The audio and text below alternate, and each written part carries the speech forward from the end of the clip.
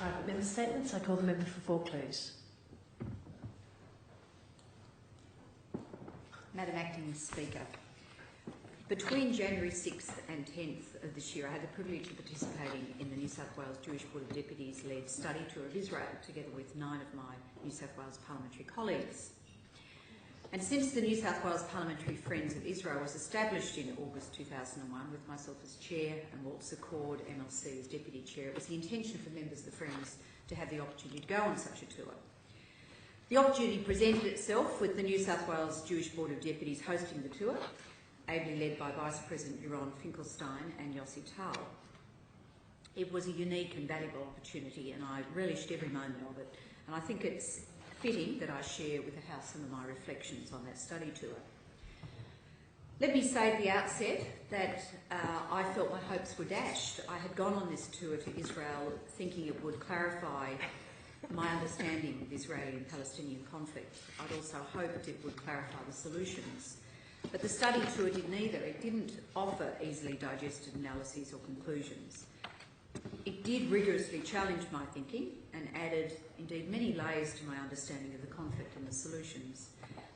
And it was a far cry from the very breezy 2 weeks I spent in Israel as a backpacker in 1989. The weather. Well, the weather challenged us in Israel. Our tour study group struck the worst January weather seen in Israel in a decade. There were freezing storms for 5 days, and indeed snow fell on Jerusalem. But the weather couldn't obscure the sheer beauty of Jerusalem, that gleaming cream stone, the architecture, paying respect to the geography, the history and the spirituality of that special place.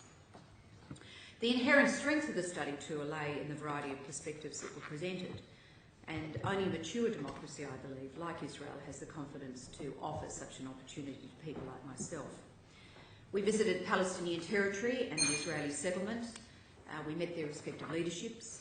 We viewed an Israeli settlement from the Governor of Bethlehem's office.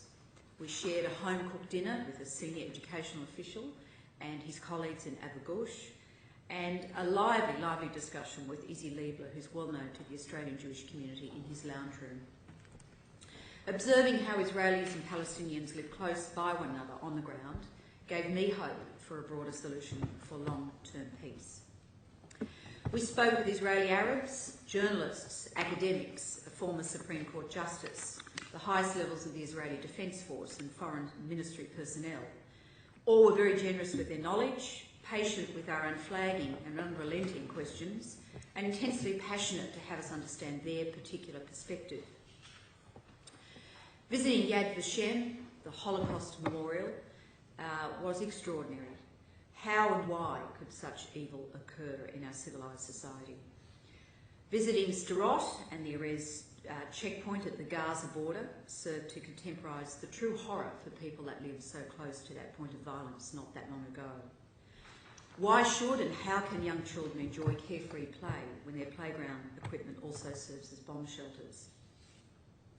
We shared dinner with Tel Aviv business entrepreneurs whose ideas and products have made their ways to our shores in Australia, and I'm firmly convinced, more than ever before, that Israel's proven capacity to innovate through their high risk tolerance and to commercialise are its competitive advantage and a key to enhance its international standing.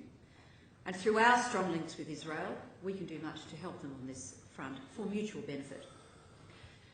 The Israeli spirit shone through all of this. Resilience, ingenuity, steely strength, pragmatism and excellence hand in hand. And for many, the day-to-day life seemed unaffected by the political maelstrom of the campaigning for the impending January national elections taking place at that time. After the study tour, I visited Museo Sephardi in Toledo in Spain with my family, and in that medieval city is housed a former synagogue.